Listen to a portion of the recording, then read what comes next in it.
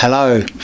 Well, as the winter fuel payment debacle continues, we ask, is there anything the energy companies can do to ease the burden on those who need help but who no longer get the winter fuel payment?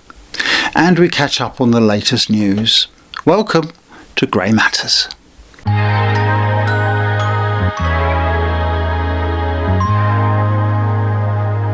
Hello, and welcome to Grey Matters, the channel that promotes the fact the older generation still matters, and which looks at issues that matter to the older generation.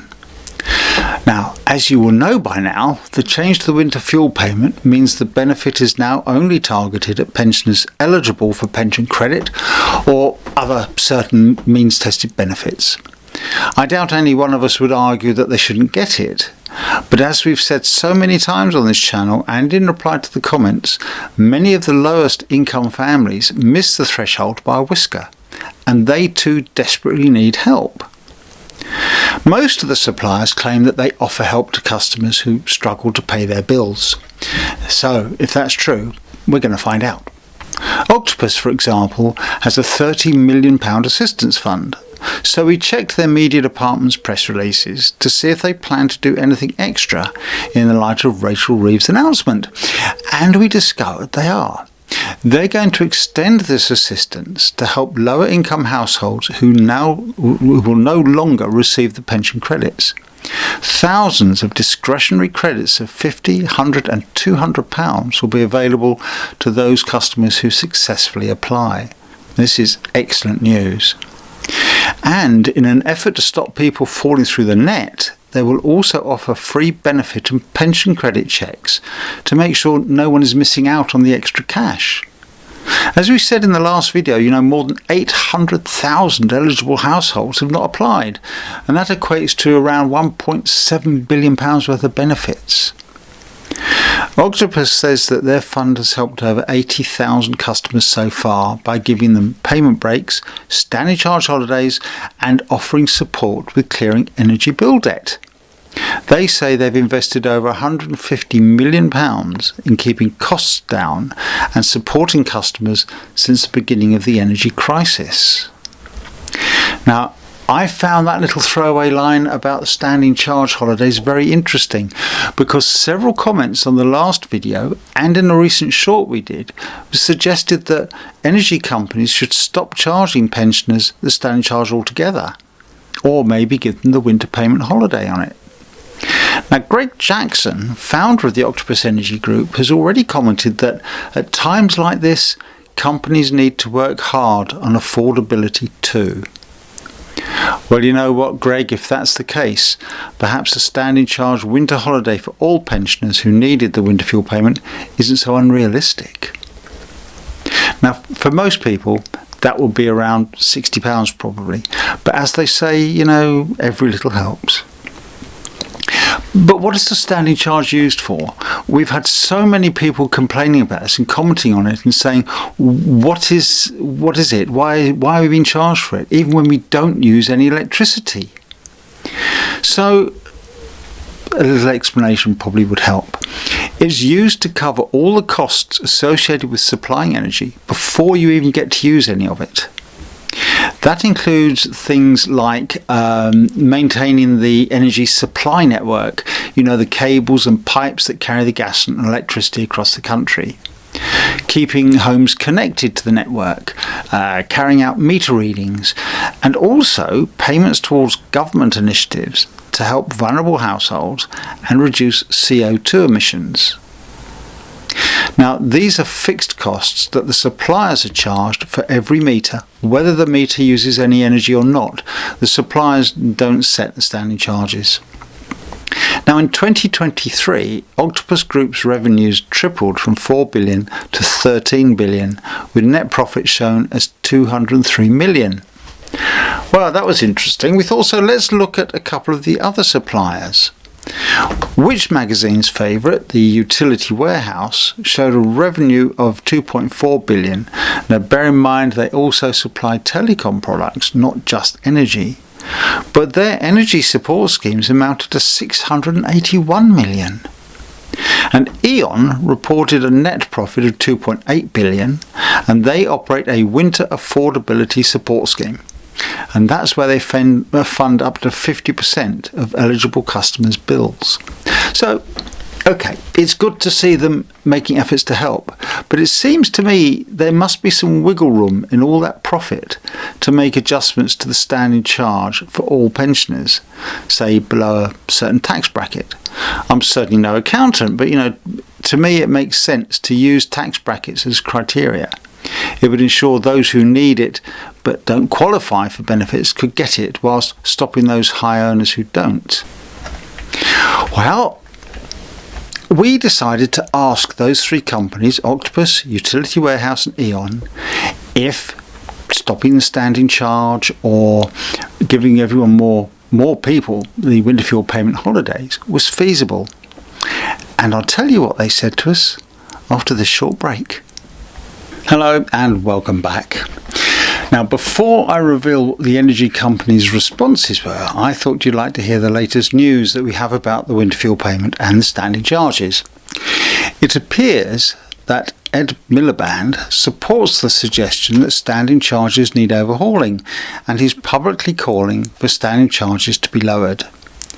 The Energy Secretary is to hold talks with Ofgem and call on it to reduce standing charges. Now, he believes the move will help poorer households. Well, yeah, of course it will. An analysis has shown that 5 million low-income households could benefit. However, it also found that up to 4.5 million middle-class households would lose out, with their energy bills rising by about £27 a year. And high-income households, it would go up by about £30 a year. Now, if implemented, the charge would likely be added to the unit costs, so you would in effect only pay the standing charge if you use the energy, and that's something we've been suggesting for decades, isn't it? That's obviously a lot fairer. Now, we all know how quangos like Ofgem hate to be challenged, so I was highly amused to see that they called for evidence that reform was necessary. Now, this is a well-known ploy quangos use to discourage people from lobbying them. It's all just too much bother. Well, they received more than 30,000 responses. Great stuff. Next, the Daily Express revealed this week that all 6 leadership candidates have apparently put their differences to one side to demand that Rachel Reeves U-turns on her winter fuel policy. Tom Tugendhat, James Cleverly, Kemi Badenoch, Robert Jenrick, Mel Stride and Priti Patel have all united behind the growing demand for the government to abandon its callous attack on us. It means, according to the Express, that whoever replaces Sunak in October, the Tories are guaranteed to be led by someone dedicated to fighting against the policy. Yeah, it's good news that the opposition might get vocal about it, but I wonder how many of those in leadership contenders were behind the Tories' earlier desire to cancel the winter fuel payment themselves. And let's face it, with such a big majority, the government can do whatever it wants. In other news, the Scottish Government has also confirmed it will follow the UK in no longer providing winter fuel payments to all its pensioners. Instead, it will be replaced by a Holyrood-run alternative. But ministers have confirmed it will be being tested, but get this, the rollout's been delayed. So what does that mean?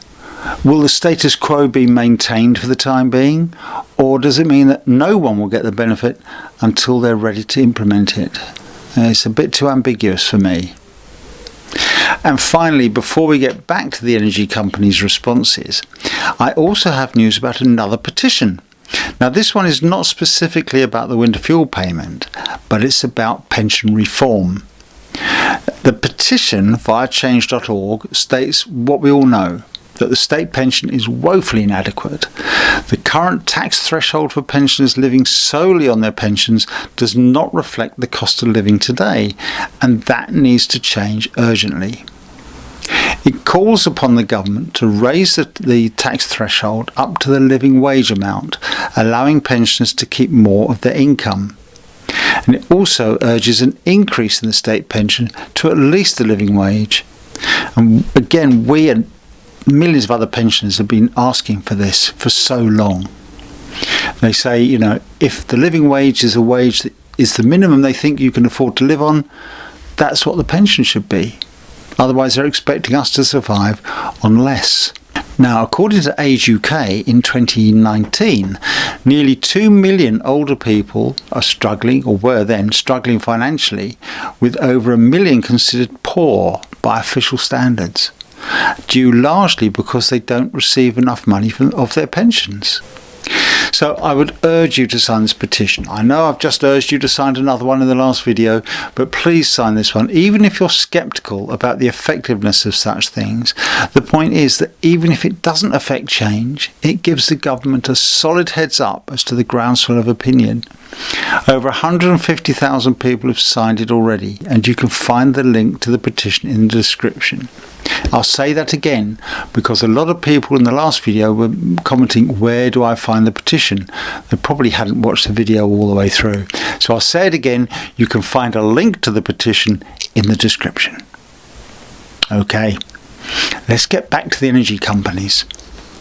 Exactly what did Octopus, the Utility Warehouse and E.ON tell us in response to our question? Well, in respect of the Utility Warehouse and E.ON, absolutely nothing. Zip, de nada, stumm. Their press offices have stayed remarkably quiet, which is very disappointing. Of course, it could be because we're not an accredited news outlet, but with nearly 600,000 views over the last 28 days, our channel can still reach the people who matter, you pensioners. Maybe it's the thought of giving a standing charge payment holiday to more of us that terrifies them.